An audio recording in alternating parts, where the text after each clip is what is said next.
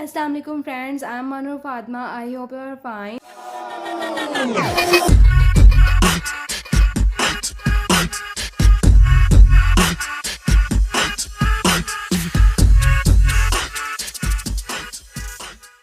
सो आज की इस वीडियो में हम लोग पार्ट ऑफ स्पीच को कंटिन्यू करने वाले हैं। इस वीडियो में हम लोग स्टडी करने वाले हैं एडजेक्टिव को, वर्ब को और एडवर्ब को। सबसे पहले हम लोग स्टडी करते हैं कि एडजेक्टिव क्या होता है। एडजेक्टिव को उर्दू में कहते हैं इसमें सिफ्त, ठीक है। और इसकी जो मेन डेफिनेशन हमें बताती है कि एडजेक्टिव है क्या, वो ये है कि the word which tell us the qualities of noun और प्रोनाउन इज़ कॉल्ड एडजेक्टिव। ऐसे अल्फाज जो कि इसम या इसमें ज़मीर की खसूसियत की तरफ इशारा करें उनको कहते हैं एडजेक्टिव, ठीक है। ये लास्ट वीडियो में आपने पढ़ा था कि नाउन और प्रोनाउन क्या होता है। किसी भी चीज़ के नाम को नाउन कहते हैं, ठीक है। तो उस नाउन की, उस इसम की या उस नाम की खसूसियत को ज़ाहिर करना या उसकी अच्छाई या उसकी बुराई या उसकी किसी सिफ्त को ज़ाहिर करने के लिए अंग्रेज़ी में हम जिन अल्फाज का इस्तेमाल करते हैं उनको कहते हैं एडजेक्टिव, ठीक है। जैसे अगर मैं किसी भी चीज़ की बात करूँ, for example I talk about Fatima, ठीक है। फातिमा एक लड़की है, फातिमा इज़ आ गर्ल। मैंने सिंपल बात की कि फातिमा इज़ आ गर्ल, इसमें मैं सिंपल ये बता रही हूँ कि फ़ातिमा एक लड़की है। अगर मैं फ़ातिमा की किसी अच्छाई या बुराई के बारे में ज़ाहिर करूँ या उसको एक्सप्लेन करना चाहूँ तो मैं ये भी कह सकती हूँ कि फ़ातिमा एक अच्छी लड़की है, Fatima is a good girl. तो यहाँ पे मैंने गुड जो है उसका वर्ड यूज़ किया है फ़ातिमा को एक्सप्लेन करने के लिए। फ़ातिमा एक नाउन है और फ़ातिमा को एक्सप्लेन करने के लिए मैंने गुड का वर्ड यूज़ किया। तो यहाँ पे जो गुड है ये एडजेक्टिव के तौर पे अपना रोल प्ले कर रहा है। So the word which tell us the qualities of noun और प्रोनाउन आर कॉल्ड एडजेक्टिव, ठीक है। इसकी कुछ और एग्जांपल हम लोग सॉल्व करते हैं। For example Aslam is a टाल बॉय, ठीक है। असलम एक लंबा लड़का है। यहाँ पे टाल का जो वर्ड है जिसका मायने है लंबा, वो असलम की खसूसियत को जाहिर कर रहा है, असलम को एक्सप्लेन कर रहा है। अगर मैं यहाँ पे टाल का वर्ड यूज़ ना करूँ और सिंपल जो है वो मैं कहूँ कि असलम इज़ अ बॉय, तो ये तो सिंपल मैं नाउन की बात कर रही हूँ ना। लेकिन जब मैं असलम को मज़ीद एक्सप्लेन करना चाहूँ या असलम के बारे में बताना चाहूँ तो असलम के लिए मैंने टाल का वर्ड यूज़ किया है। तो यहाँ पर टाल क्या होगा, एडजेक्टिव, क्योंकि ये नाउन यानी कि असलम की खसूसियत को जाहिर कर रहा है। So number 2 example is that he has won several prizes, यानी कि वो कई इनामात जीत चुका है। तो इसमें फ्रेंड्स हम लोग तज़किरा कर रहे हैं किसी लड़के का जिसने बहुत ज़्यादा इनामात जीते हैं। तो यहाँ पे इनामात के लिए हमने वर्ड यूज़ किया है प्राइजेस का, ठीक है। तो प्राइजेस भी एक नाउन है और उस नाउन को मज़ीद एक्सप्लेन करने के लिए या उसको मज़ीद वाज़िया करने के लिए हमने सेवरल का वर्ड यूज़ किया है जिसका मायने होता है बहुत ज़्यादा या कई।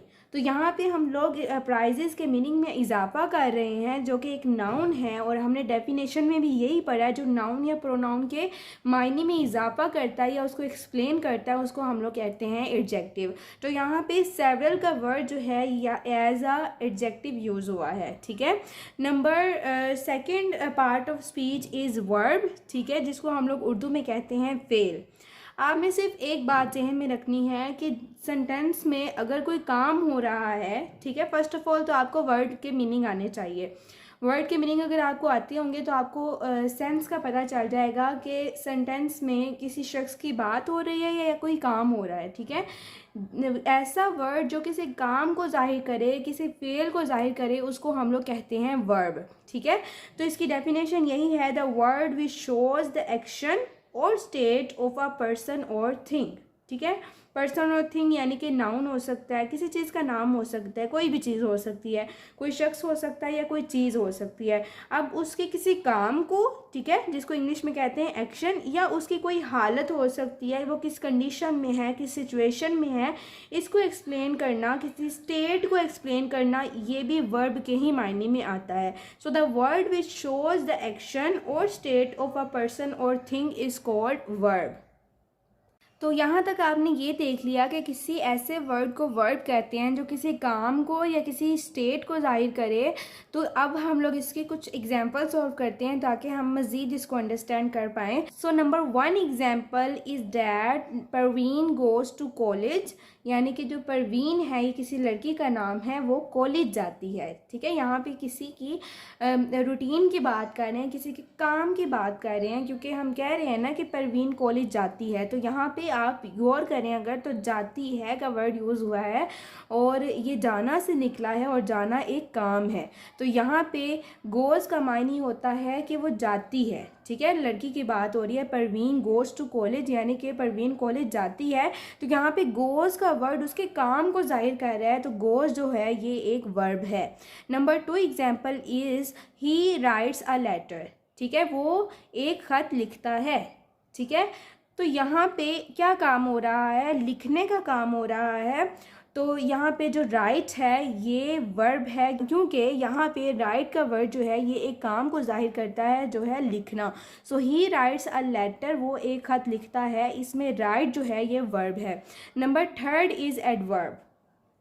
ठीक है, एडवर्ब को हम लोग उर्दू में कहते हैं मुतल्लिक फ़ेल, और मुतल्लिक फ़ेल इसलिए कहते हैं क्योंकि एडवर्ब में आप देख रहे होंगे वर्ब का वर्ड, और वर्ब का मायने होता है फ़ेल, यानी कि कोई काम।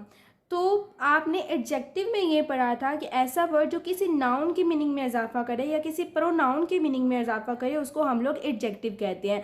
लेकिन ऐसा वर्ड जो किसी वर्ब के, किसी फेल के या किसी काम को मज़ीद एक्सप्लेन करे उसको कहते हैं एडवर्ब। अब इसकी डेफिनेशन ये है कि द वर्ड विच क्वालिफाई।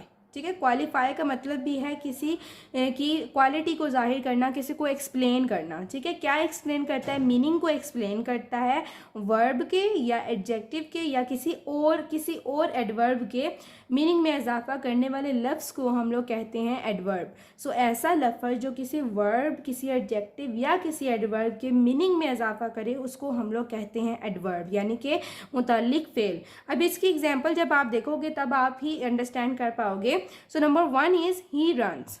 ठीक है, अगर मैं सिंपली बात करूँ, ही का मायने वो, ठीक है, किसी लड़के के लिए इस्तेमाल हो रहा है। रन्स का मतलब होता है भागना। तो ही रन्स में हम सिंपल ये बता रहे हैं कि वो भागता है। तो ये एक ऐसा सेंटेंस है जिसमें वर्ब का इस्तेमाल हुआ है, यानी कि रन्स का इस्तेमाल हुआ है। ठीक है, तो रन्स जो है यहाँ पे वर्ब है और ही जो है ये सिंपल एक सब्जेक्ट है, या हम इसको नाउन भी कह सकते हैं। तो यहाँ पे आप देखें तो सिर्फ एक वर्ब यूज़ हुआ है, इसके साथ कोई ऐसा वर्ड यूज़ नहीं हुआ जो कि इस वर्ब के मीनिंग में इजाफा करे। अगर मैं ये कहूँ कि वो तेज़ भागता है, यानी कि ही रन्स वेरी फास्ट या ही रन्स फास्ट, तो यहाँ पे फास्ट का जो वर्ड है ये रन्स की मीनिंग में इजाफा कर रहा है। ठीक है, पहले मैंने सिर्फ ये कहा था कि वो भागता है, अब मैं ये कह रही हूँ कि वो तेज़ भागता है। तो उसके भागने को ज़्यादा मतलब एक्सप्लेन किया जा रहा है फास्ट का वर्ड यूज़ करके। तो फास्ट का मायने होता है तेज़, जो कि दौड़ने की मीनिंग में इजाफा कर रहा है, और दौड़ना एक फेल है। तो जो फेल के मीनिंग में इजाफा करता है वो तो एडवर्ब होता है। तो यहाँ पे तेज़ और इंग्लिश में फास्ट जो है ये एडवर्ब है। Last but not the least is she learns fast. ठीक है, अगर मैं यहाँ पे फास्ट का वर्ड यूज़ ना भी करूँ तो हाँ, इसका मायने होगा कि वो सबक याद करती है, वो किसी चीज़ को याद करती है। तो यहाँ पे शी जो है ये एक सब्जेक्ट है और लर्न्स जो है ये एक वर्ब है, यानी कि एक काम है। अब उस काम के मीनिंग में इजाफा करने के लिए मैंने साथ फास्ट का वर्ड यूज़ किया है। तो फास्ट जो है ये एक एडवर्ब है, क्योंकि ये वर्ब के बिल्कुल साथ आया है और इसके मीनिंग में इजाफा कर रहा है। So if you like my videos and want more videos like this, then subscribe to my channel, press the bell icon button, share it with your friends, with your relatives, and for any question you can comment below.